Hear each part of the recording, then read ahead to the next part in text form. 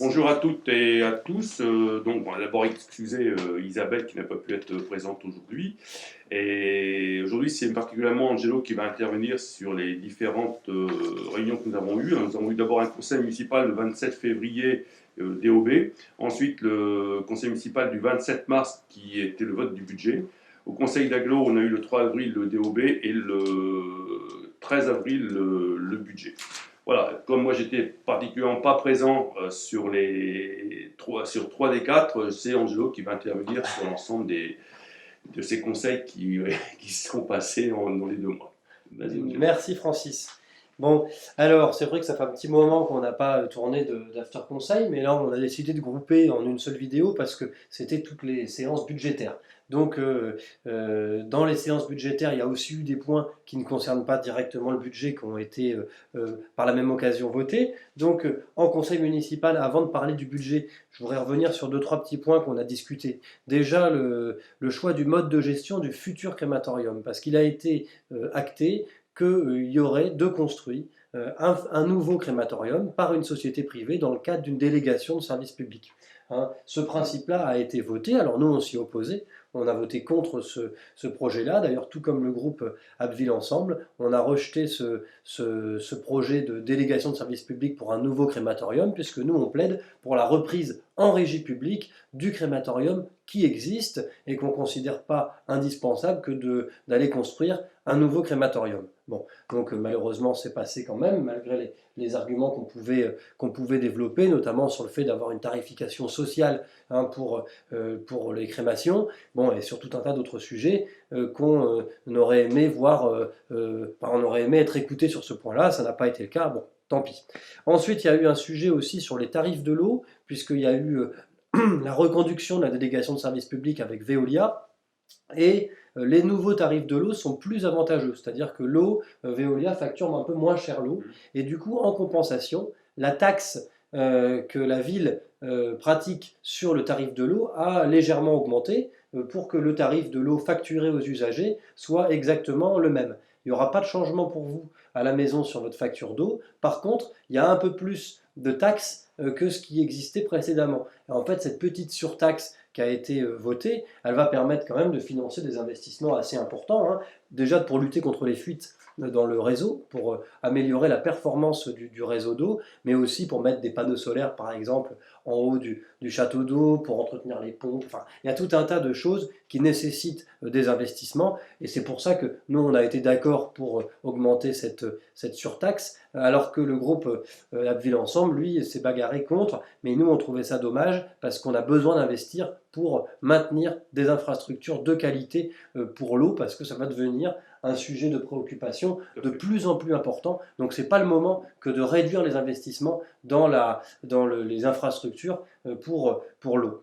Voilà. Ensuite, il y a eu le débat orientation budgétaire hein, et puis le vote du budget. Donc là, on a relevé que déjà en 2022, il y a eu une augmentation de plus de 300 000 euros du budget de chauffage de la mairie d'Abbeville. Plus de 300 000 euros de chauffage, plus de 45 000 euros supplémentaires pour le carburant. Ça veut dire que cette crise énergétique qui nous frappe tous, hein, on a tous payé les factures énergétiques, en tout cas elle frappe aussi fortement les finances de notre collectivité, alors même que le contrat d'électricité qu'a souscrit la ville d'Abbeville est plutôt avantageux et ne sera pas renégocié avant la fin de cette année. En tout cas, on a une vraie inquiétude sur cette histoire énergétique et on trouve aussi qu'il n'y a pas de vraie vision à moyen ou long terme, ici à Abbeville par la majorité municipale, il n'y a aucune vision sur l'énergie, ni sur la production d'énergie, il n'y a pas de réflexion sur un plan solaire d'ensemble, par exemple, pour développer le photovoltaïque sur des bâtiments publics, il n'y a pas non plus de réflexion sur l'éolien, il n'y a pas de réflexion sur la géothermie, enfin, il n'y a pas de réflexion sur la production d'énergie locale. Ensuite, il n'y a pas non plus une vraie réflexion sur les économies d'énergie. Alors il y a quelques petits travaux à droite à gauche qui existent, un peu de l'aide qui est fait par-ci par-là, mais dans l'ensemble, ça manque d'une véritable politique ambitieuse sur cette question de la réduction de notre consommation énergétique. Là, on reste vraiment très largement sur notre faim, donc c'est quelque chose qu'on a eu l'occasion de dire. Et puis, donc voilà, concrètement, on considère qu'on n'est pas à la hauteur des enjeux environnementaux et énergétiques qui sont des enjeux fondamentaux en ce moment. Et puis, il y a aussi l'aspect social, hein, où évidemment, la crise énergétique, elle entraîne aussi une crise sociale. Et puis l'inflation, en règle générale, hein, plus 20%, le panier moyen, plus 20%, des produits de première nécessité comme les pâtes, plus 50%. On est sur des augmentations qu'on a, quand on a moins de 50 ans, on n'a pas pu connaître une période aussi inflationniste que celle-là. Donc, ça va entraîner forcément des nouveaux précaires, voilà, des nouvelles personnes, des personnes supplémentaires, comme les salaires ne suivent pas, des personnes supplémentaires qui vont être amenées à être en difficulté, voilà, en difficulté. Et quelle est la réponse de la ville par rapport à ça? On n'en trouve pas. Voilà, on trouve 15 000 euros de bouclier social qui sont maintenus. Bon, c'est pas avec ça qu'on va réinventer l'eau tiède. C'est pas avec ça qu'on va changer, améliorer concrètement le quotidien des gens. Parle toujours pas de mutuelle sociale, par exemple. Ça, c'est un sujet qu'on a plusieurs fois ramené sur le devant de la scène, d'avoir une mutuelle portée, une mutuelle collective portée par la ville d'Abbeville pour permettre d'avoir des tarifs plus avantageux. Ça serait une solution concrète pour lutter contre les effets négatifs de l'inflation. Voilà, ça, c'est des choses auxquelles on devrait travailler en ce moment, et on en est très très loin. Voilà. Ensuite, il y a aussi qu'on a pu pointer, parce qu'il se félicitait d'avoir réussi à maîtriser les coûts de la masse salariale à la mairie. Bon, alors là aussi, on a eu l'occasion de rappeler que, qu'il fallait peut-être pas recruter à tout va, je peux l'entendre, il n'y a pas de difficulté là-dessus, mais que néanmoins, il ne faut pas non plus dégrader les conditions de travail des agents et pas dégrader la qualité de service rendu à la population. Parce que les agents, ils ont ils ont quand même de vraies difficultés aussi, notamment il y a une augmentation du nombre d'arrêts maladie, il y a une augmentation du nombre d'heures supplémentaires, enfin on sent qu'il y a une pression assez importante sur les services, et ça, il ne faut pas faut pas non plus créer une ambiance et un climat social défavorable dans la collectivité. Voilà. Et puis, la dernière chose sur laquelle on a eu l'occasion de discuter dans le budget de la ville, c'est sur lequel on n'est pas d'accord d'ailleurs, c'est qu'aujourd'hui, on nous a fait voter 28 millions d'euros d'investissement à venir dans le programme pluriannuel d'investissement pour le stade Paul Delic. Et 28 millions d'euros pour le stade Paul Delic, on est loin d'être en Ligue 1. Le projet de fusion des clubs a carrément du plomb dans l'aile. Donc, aujourd'hui, plus que jamais, ces 28 millions-là, ils ne semblent pas légitimes à dépenser dans la seule rénovation du stade Paul Delic. Évidemment qu'il y a des choses à faire au stade, évidemment qu'il y a des choses urgentes à faire, notamment un terrain synthétique. Voilà, les clubs de foot réclament depuis des années un terrain synthétique. Il est temps de trouver une solution pour ce terrain synthétique et de ne pas repousser ça aux calendes grecques, parce qu'on sait très bien que ce stade Paul Delic, il ne verra pas le jour dans un court terme, et même à moyen terme, à mon avis, c'est compromis, parce que 28 millions d'euros,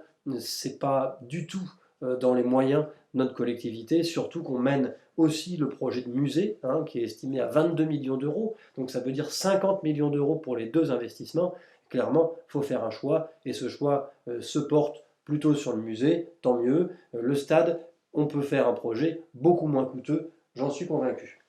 Ensuite, on a eu l'occasion aussi, hors cadre budgétaire, on a eu l'occasion de discuter du nouveau règlement intérieur du marché au dernier conseil municipal, là, le 27 mars, sur lequel on s'est abstenu, ou on a voté contre, j'ai un doute, mais je crois qu'on a voté contre, parce que on a notre proposition d'avoir une commission extra-municipale avec des élus de l'opposition, des commerçants, des professionnels du secteur du centre-ville qui soient associés aux décisions prises sur le marché qui concernent le futur de ce marché et qui accompagnent sa reprise en régie publique, et ben ça nous a été refusé, cette commission. Donc, comme tout se fait de façon opaque et sans respecter aucun protocole, et ben on n'a pas voté favorablement pour ce règlement intérieur, sachant qu'il y avait aussi une question qui nous chagrinait beaucoup sur les tarifs, avec des nouveaux tarifs qui sont appliqués, qui sont vraisemblablement discriminatoires selon qu'on soit commerçant ambulant ou sédentaire, et qui permet de s'abonner pour le jeudi uniquement, mais plus pour le samedi uniquement. Enfin, il crée des difficultés quand même techniques sur lesquelles on va continuer à travailler, parce que ça semble vraiment pas juste. Voilà. Ensuite, et puis il est aussi à noter que ce marché a failli fermer pendant un mois pour réaliser des travaux de peinture et d'électricité. Francis, tu étais à la réunion. J'étais présent à 2 réunions de préparation, dont une avec l'ensemble des commerçants. Ça a duré de bonnes heures. C'était un peu tendu et puis ça finit par se détendre quand on a trouvé un compromis sur le fait qu'il ne pouvait pas aller sur 2 jeudis de suite marché couvert, mais qu'il pouvait venir tous les samedis. Et par contre, le jeudi, en fait, il pouvait se mettre sous la casquette ou trouver d'autres solutions, c'était pas un souci. Donc le marché pouvait être fermé effectivement complètement un mois complet. Donc il faut quand même se dire que fermer un mois complet au mois d'avril, le mois d'avril pour les commerçants du marché, c'est le deuxième plus gros mois de l'année, hein, Oui, après le mois surtout de qu'il décembre. y a le mois d'avril, mais aussi le mois de mai, c'est qu'en fait, il y a Pâques, il y aura le 1er mai, il y aura le 8 mai, etc. Ce sont des grosses sommes qui risquent de perdre. En plus, ils ont des salariés à payer. Bah oui, donc c'était délirant. Pour un peu de peinture, c'était quand même délirant que de fermer pendant Bon, un il n'y a mois. pas que de la peinture, il y a aussi de l'électricité, il y a un tas de choses, il y a un problème de sécurité. Mais ceci dit, ils avaient pris des décisions avant une concertation avec les commerçants qui étaient directement concernés. Donc je pense que ce n'était pas une bonne stratégie, mais c'est un peu la stratégie de Marc d'ailleurs. On l'a Ouais. vu avec Avec la le foot. révolte, ouais, avec le foot, mais aussi avec le fait de passer revenir au 1607 heures avec le personnel. Ils ont Ouais, mis des choses complètement. en place sans en discuter avec les syndicats. Bon, Complètement. ouais. Voilà, bon, c'est une méthode qu'on réprouve vraiment. Ensuite, il y a aussi eu le rapport, comme tous les ans, il y a le rapport sur l'égalité femmes-hommes au sein de la collectivité. Et là, alors, bon, c'était l'occasion déjà de revenir sur un petit événement qui s'est déroulé quand il y a eu les médailles qui étaient remises, les médailles du travail qui étaient remises aux agents qui sont là depuis 20 ans, 30 ans, 35 ans dans la collectivité. Et puis aussi les départs en retraite. Pour chaque salarié de la collectivité qui partait en retraite, les hommes avaient le droit à un livre et les femmes à une fleur. Alors après, on vient nous dire qu'on fait des efforts sur l'égalité femmes-hommes. Bon, alors déjà, c'était assez maladroit, mais alors là, les propos que Pascal Demarthe a tenus dans le journal cette semaine, alors là, c'était carrément le popon, puisqu'il dit, mot pour mot, Miss Somme, c'est l'excellence à la française, au même titre que la chasse et la pêche. Alors moi, si j'étais femme, je ne serais pas spécialement content d'être comparé à du gibier ou à un poisson, hein. Franchement, c'est au mieux de la maladresse, au pire, bon, voilà, hein, la misogynie latente qui peut se retrouver là derrière. En tout cas, le rapport sur l'égalité femmes-hommes à la commune, il nous apprend que 60% des employés sont des hommes. Déjà, hein, il y a une inégalité de base, alors que la majorité de la population abbevilloise, ce sont des femmes.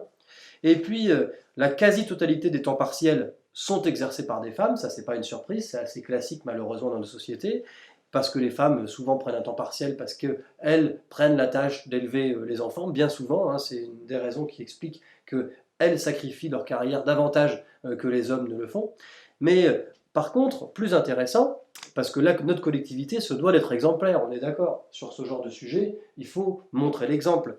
Pourtant, il y a un écart de salaire de 6% chez les catégories B au profit des hommes, et cet écart-là, il monte à 12% en moyenne chez les catégories C. Ça montre bien que le traitement n'est pas tout à fait le même, y compris à la mairie d'Abbeville, entre hommes et femmes. Et puis plus grave, en 2022, aucune femme contre 4 hommes a eu une promotion interne, et seulement 2 femmes contre 9 hommes ont bénéficié d'un avancement de grade. Donc on peut voir aussi qu'il y a une vraie différence dans l'évolution de carrière au sein de la collectivité. Voilà. Et puis dernier point au conseil municipal qu'on a discuté assez longuement, ça concerne les tarifs, puisqu'on nous proposait des tarifs pour cette année qui augmentaient alors en moyenne de 17,5% le tarif des repas au restaurant municipal, au foyer La Barre. Donc ça veut dire que c'est des augmentations qui sont comprises entre 50 centimes et 2 euros selon les revenus, selon les catégories. Et c'est quand même une augmentation qui est significative, hein. À une période où c'est compliqué pour tout le monde, où beaucoup de gens sont à l'euro près, de venir augmenter de tarifs supérieurs à l'inflation, hein, puisqu'on augmente de 17,5%, ça ne nous semblait pas raisonnable. La collectivité, elle peut aussi être là pour amortir le choc inflationniste, plutôt que de répercuter de façon automatique les augmentations de tarifs sur le prix facturé aux usagers. Et puis, mais Pascal Demarthe, dessus, n'avait pas répondu qu'il n'y avait que 40 personnes concernées. Mais 40 personnes, c'est toujours 40 personnes. Et c'est des personnes âgées. En plus, ils ont plaisir à se retrouver là, à jouer aux cartes après, à discuter, etc. Plus les salariés de la collectivité. Tout à fait. Oui, bien sûr, évidemment. Voilà, c'est aussi le restaurant des employés de la ville. Donc, bon. Et puis, ces augmentations de tarifs, ce n'était pas que au foyer La Barre, c'est aussi plus 13% pour les spectacles au théâtre, et puis plus 21% pour les spectacles à Saint-André. Donc évidemment, on a voté contre, et on l'a fait savoir, voilà, mais bon, ça a été voté quand même à la majorité, puisqu'ils disposent de 25 sièges sur les 35 au Conseil, donc ils n'ont pas de difficulté à faire passer la moindre de leurs délibérations, 26 pardon, même si on s'y oppose avec vigueur. Ensuite, il y a eu le débat d'orientation budgétaire à la CAPES, et puis qui a été suivi 10 jours plus tard par le vote du budget. Et la CAPES, je ne sais pas si vous vous souvenez, mais en tout cas, l'année dernière, Pascal Demart nous disait, et les documents budgétaires qu'il présentait allaient plutôt dans le sens, effectivement, d'une situation dégradée des finances. Il nous disait carrément qu'on était au bord de la faillite, qu'on risquait la mise sous tutelle. Et puis cette année, incroyable, retournement de situation, puisque tout va mieux. On sort la tête de l'eau, la tempête est passée, alors que concrètement, rien n'a changé à la CAPES, hein, si ce n'est qu'effectivement, il y a eu des efforts qui ont été faits pour limiter les dépenses, mais bon, on était un petit peu surpris par un tel optimisme, mais tant mieux, hein. Donc, au moment du débat orientation budgétaire le 3 avril, on a plutôt salué le travail qui avait été effectué pour assainir les comptes, et bon, on n'avait pas grand-chose à relever, sauf de dire que fallait pas non plus tomber dans l'autosatisfaction, que le chemin restait long avant d'avoir vraiment une situation qui soit stabilisée et qu'on puisse de nouveau penser à investir pour améliorer la vie de nos administrés et qu'on puisse aussi recruter dans les services où il y a besoin de bras, qu'on puisse voilà, fonctionner de façon moins à flux tendu. Mais on en est loin et surtout, ce qui nous a vraiment étonné, puis là je vais refaire un petit peu le discours que j'ai pu tenir le 13 avril au moment du vote du budget, donc jeudi. Le 3 avril, on nous fait part d'une nette amélioration de la situation financière, des propos qui étaient très rassurants hein, et qui étaient probablement de nature à calmer les ardeurs des élus de la com d'agglo, notamment des petits villages qui n'ont pas forcément complètement confiance en Pascal Demart pour redresser la situation. Le 4 avril, le lendemain donc, il y a une commission des finances qui se tient et les chiffres qui sont présentés sont complètement différents de ceux qui avaient été discutés la veille au moment du débat d'orientation budgétaire. Donc ça, première alerte. Deuxième alerte, le 7 avril, hein, donc 3 jours plus tard, à 17h30, on reçoit par mail un lien pour télécharger les documents budgétaires pour le vote du budget. Donc le 7 avril, pour information, c'est un vendredi à 17h30, la veille du week-end de Pâques, où la plupart des élus aussi sont en famille à ce moment-là et ont sûrement plein de choses à faire et compagnie. Donc on reçoit ce lien à télécharger avec 118 pages de tableaux remplis de chiffres tout petits qui sont même pas dans le bon sens en plus au scan qui sont et ces 118 pages, pas une seule ligne de notice explicative pour expliquer les chiffres qui sont contenus dans les tableaux. C'est de données brutes, sans aucune notice. On n'a jamais ça d'habitude. D'habitude, il y a toujours au moins un petit paragraphe pour expliquer un peu les intentions qui se cachent derrière les chiffres. Donc soyons clairs, personne ou quasiment personne dans les délégués qui siègent à la com d'agglo n'avait lu le 13 avril les documents budgétaires qui avaient été envoyés le 7 avril, pensant, en plus de bonne foi, que les chiffres allaient être les mêmes que ceux qui avaient été discutés au moment du débat d'orientation budgétaire, puisque c'est toujours comme ça. Les chiffres qui sont présentés au moment du débat d'orientation budgétaire et ceux qui sont proposés quelques jours plus tard au budget, ils ne changent qu'à la marge. Et c'est d'ailleurs ce qu'a dit Pascal Demart à son discours introductif le 13 avril. Il nous dit « ce sont des ajustements marginaux ». Des ajustements marginaux. J'ai pointé, parce qu'on a comparé les tableaux. Nous, on a passé le temps à comparer les tableaux ligne par ligne entre ceux qui nous ont été envoyés avant le DOB et ceux qui nous ont été envoyés avant le budget. Et là, patatras, tout s'effondre, plus rien n'est pareil.